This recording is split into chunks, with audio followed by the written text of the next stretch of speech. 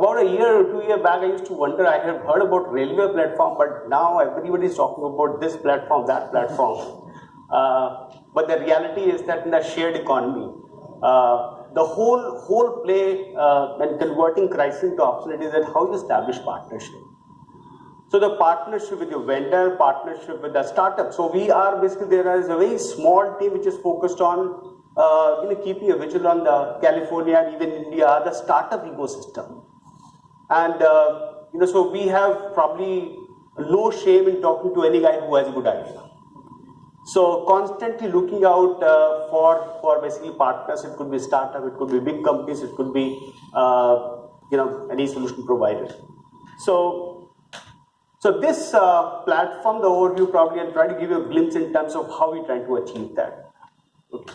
So today, no company has the full spectrum of the product or solution to solve all your business problems.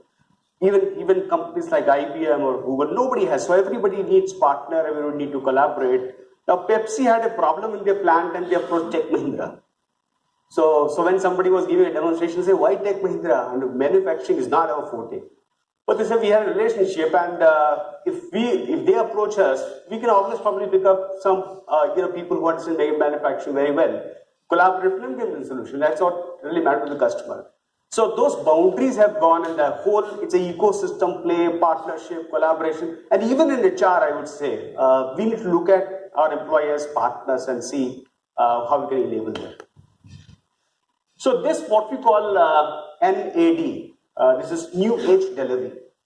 So if I take basically a very, very high level in terms of a view of how the development happens and how we look at really things changing big time.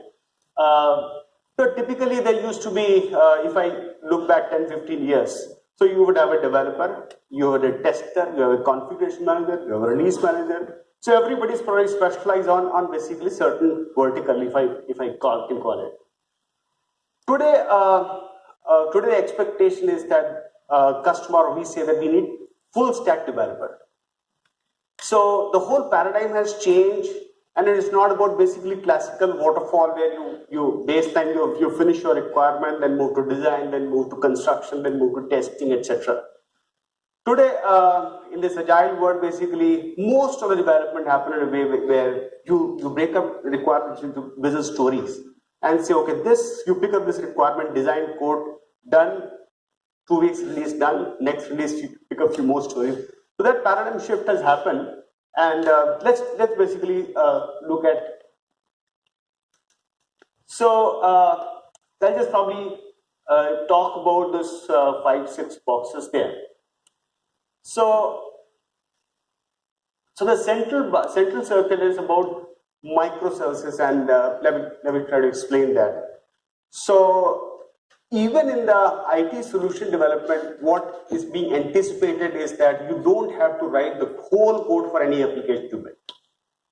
There are microservices, services, there are APIs available in the market, and Rakuten, for example, is one of the company who probably manage a digital marketplace for this microservices.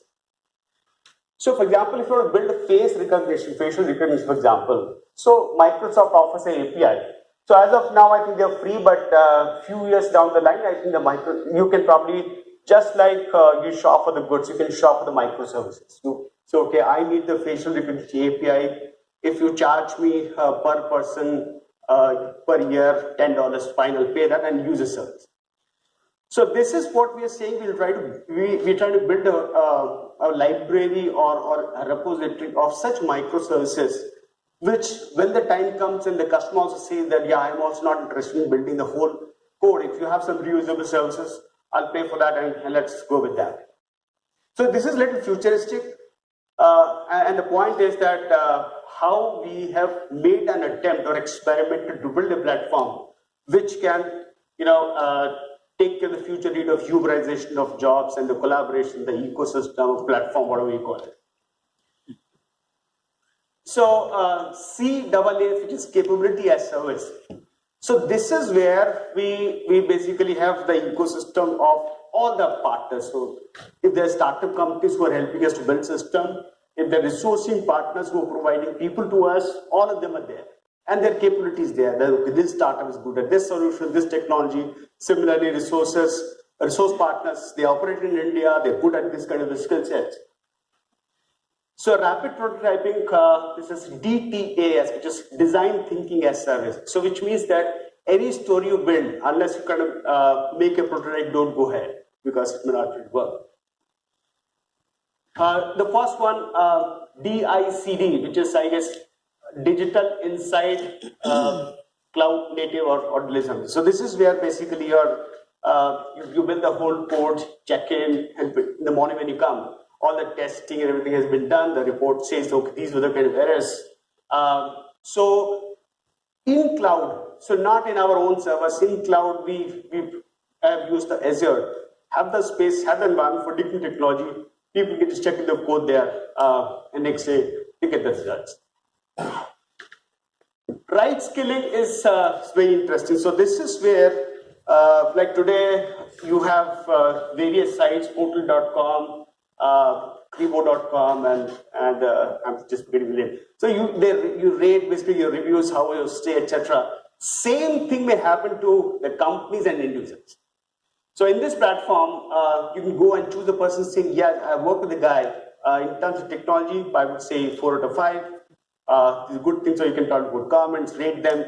So this system of UAAS is a place where you can pick up the resources from. So there's sort of CV or LinkedIn kind of thing is there. Also, there is an opportunity for people to say that, okay, there is a project where this kind of module is being built. So if I'm a developer, already I look around on a project, but I find this piece very interesting and I'm very, very keen to really apply my recently acquired knowledge on that technology or to do this module. So people get the choice of what they want to do. Okay. Apart from your regular allocated project, you can probably choose to pick up a module. So that kind of, I would say, open environment it provides. This block APW. So this is basically every associate will have a dashboard in terms of how many projects I have bid for and what my skill profile is. Similarly, a manager probably will have a dashboard in terms of the people they're working with, how's their profile, etc.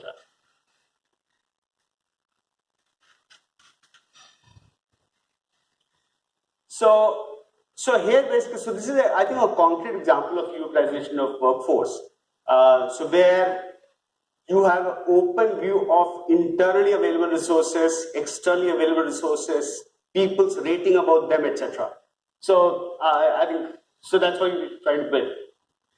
So new age experience for so even interaction also is in the interface, and you can probably put your comment for other associates. So it's very similar to the Facebook or social media kind of interaction interface. So, and also the customers, of course, whichever module they need to have access, customer also has a view to that. So customer also say, okay, these 10 people are working for me, and this is how the progress looks like. So whether it is project progress or it is feedback on a guy, everything is there on the same platform. Right. So people have a choice to choose the kind of work they want to do.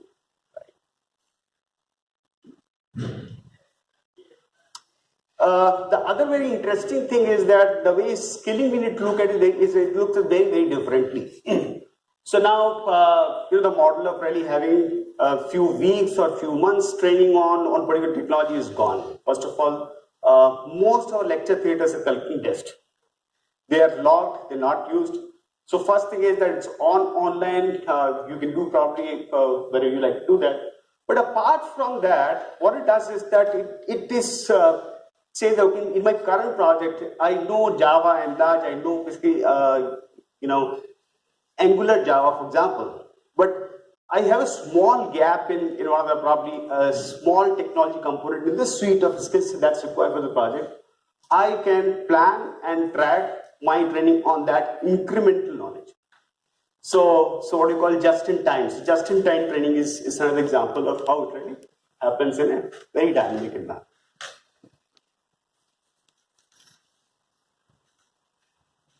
So yeah, here we talk about SKU, which is a skill unit. So a skill unit you can define from the project point of view. So if you go deeper in terms of Angular Java, might have 10 different capabilities. Say 8 I know, but 2 I probably I just know at a very high level.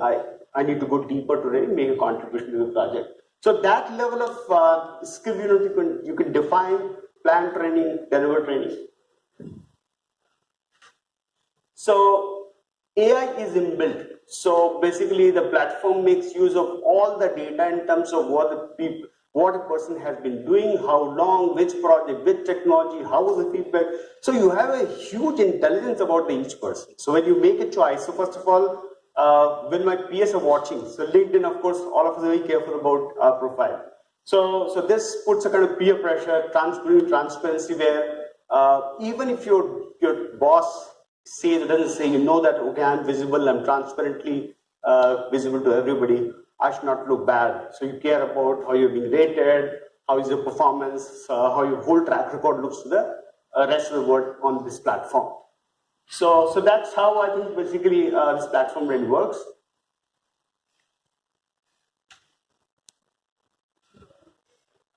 The other thing is the whole thing has to be much more fun. It can't be very lousy. So there's a gamification about the technology. For example, here you go to it probably talks about what trainings you have undergone. I'm sorry about they're not legible, most of them.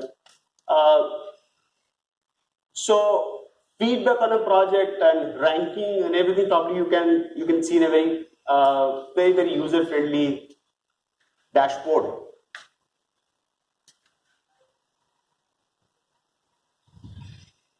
So with this platform, what we are trying to achieve or what we are achieving in limited manner, of course, the implementation has to go leaps and bounds. Initially, at this stage, it's not that much, but I think that's the answer to the future.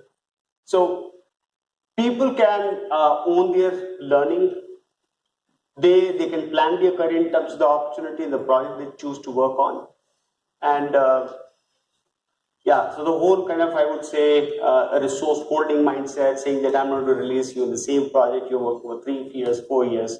So all those things probably change. And things are in the hand of people, and the transparency and the peer pressure takes care of really my behavior. If I don't probably do very interesting stuff, the peers will know that this guy is probably nothing interesting about what he is doing. So that was, I just thought that Uberization in concept all of us understand, but looking at a concrete platform of how this has been implemented might be of interest to me. So I'll take a pause here, and if any question, to the best of my abilities, I'll try to answer that before we move on further.